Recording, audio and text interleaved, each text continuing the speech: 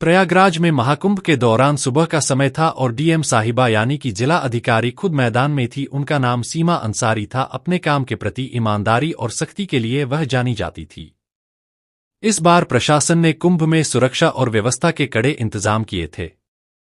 सीमा साहिबा को इस बात की जिम्मेदारी गई थी कि पूरा आयोजन शांति और सुव्यवस्थित ढंग से संपन्न हो। सीमा साहिबा को आमतौर पर सूट या साड़ी में देखा जाता था, लेकिन इस बार उन्होंने अपने धर्म और संस्कृति को ध्यान में रखते हुए हिजाब पहन रखा था।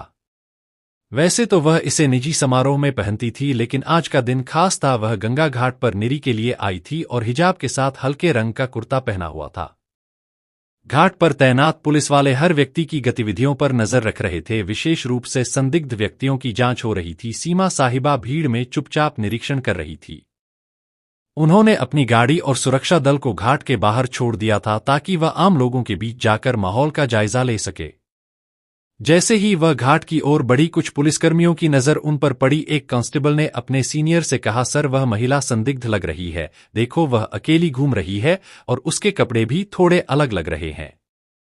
सीनियर इंस्पेक्टर ने दूर से देखा और हामी भरते हुए कहा, ठीक है, उसे रोककर पूछताछ करो, किसी भी अनजान व्यक्ति को ऐसे नहीं छोड़ सकते। सीमा साहिबा इस बात से अनजान थी कि पुलिस वाले उन्हें संदिग्ध समझ रहे हैं। जब वह घाट के पास रुकी और एक छोटे बच्चे से गंगाजल के बारे में बात करने लगे, तभी दो पुलिसकर्मी उनके पास आ गए। मैडम, आपको यहां क्या करना है? सीमा ने शांत स्वर में कहा, बस ऐसे ही दर्शन करने आई हूं और व्यवस्थाओं को देख रही है। पुलिसकर्मी उनकी बातों को नजरअंदाज करते हुए बोले, आपका आईडी कार्ड दिखाइए।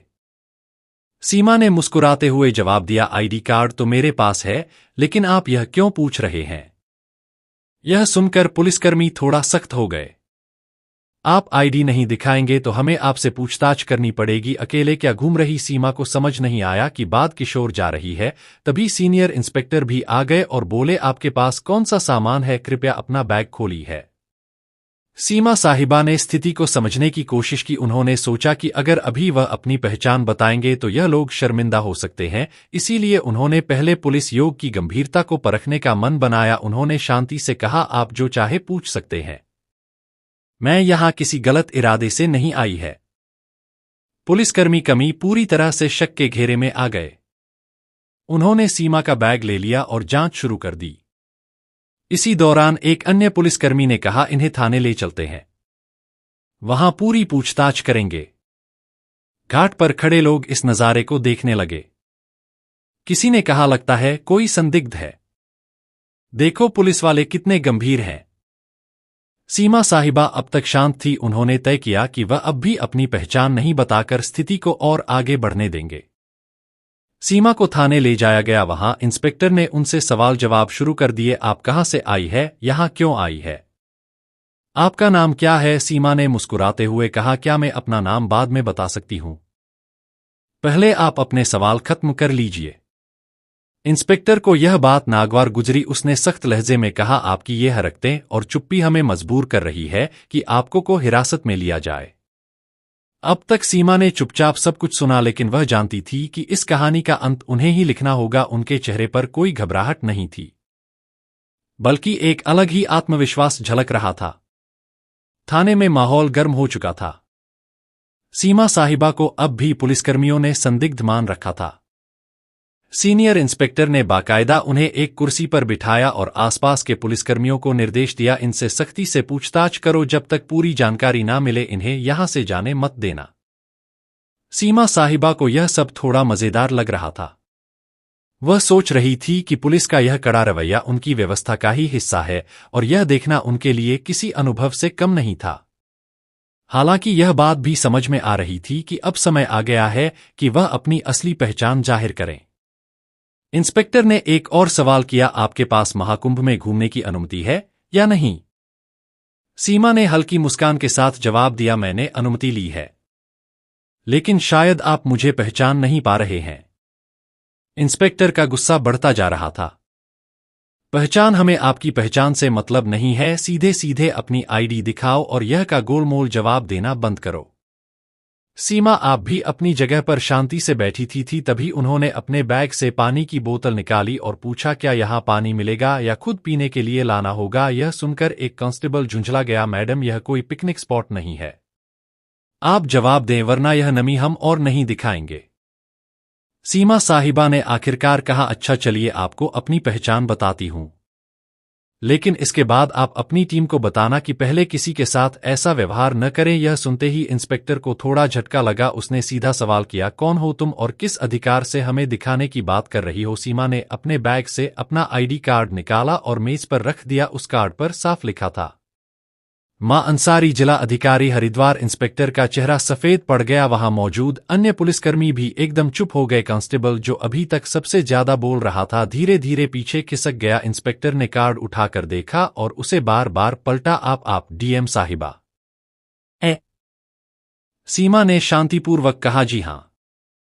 और मुझे लगता है अब आप समझ गए होंगे कि मैंने अपनी पहचान पहले क्यों नहीं बताया। मैं सिर्फ यह देखना चाहती थी कि आप लोग अपनी ड्यूटी कितनी ईमानदारी और सतर्कता से निभाते हैं। और मैं कहूंगी कि आप लोग बुरे नहीं हैं, लेकिन सावधानी में भी थोड़ा संतुलन होना चाहिए।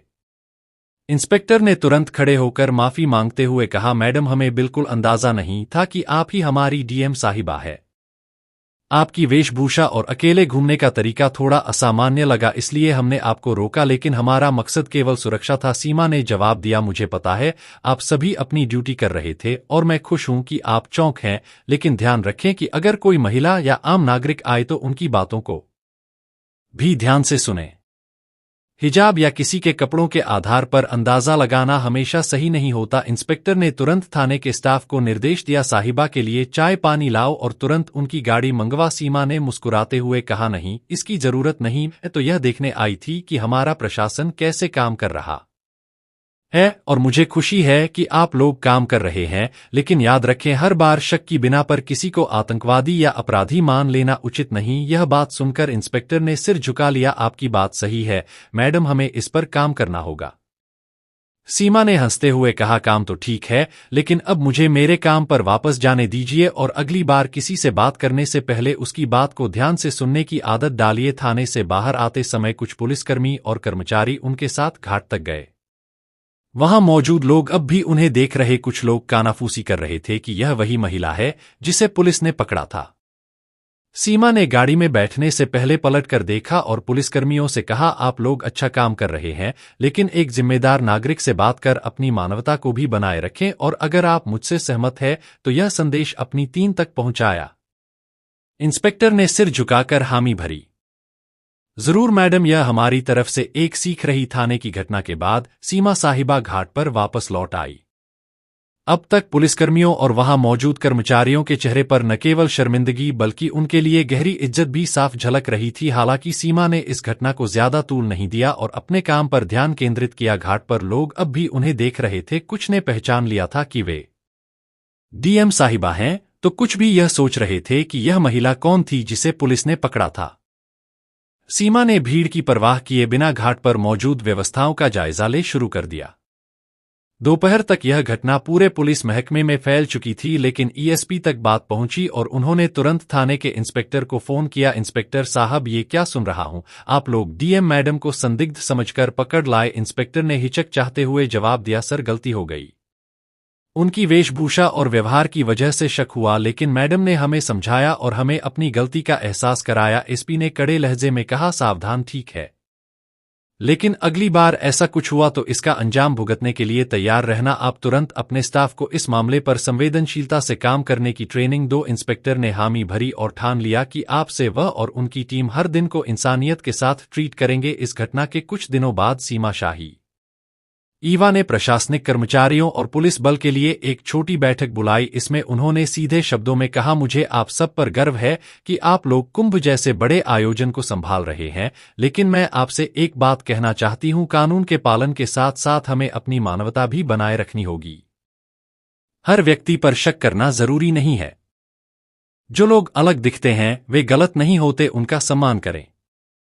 उनकी बात सुने उनके शब्दों ने वहां मौजूद सभी को झकझोर दिया। इंस्पेक्टर ने सबसे सामने माफी मांगते हुए कहा, मैडम आपकी बात ने हमें बहुत बड़ा सबक सिखाया है। हम वादा करते हैं कि आगे से ऐसा कोई मामला नहीं होगा जहां किसी को बिना वजह परेशान किया जाए। यह घटना मीडिया तक भी पहुंच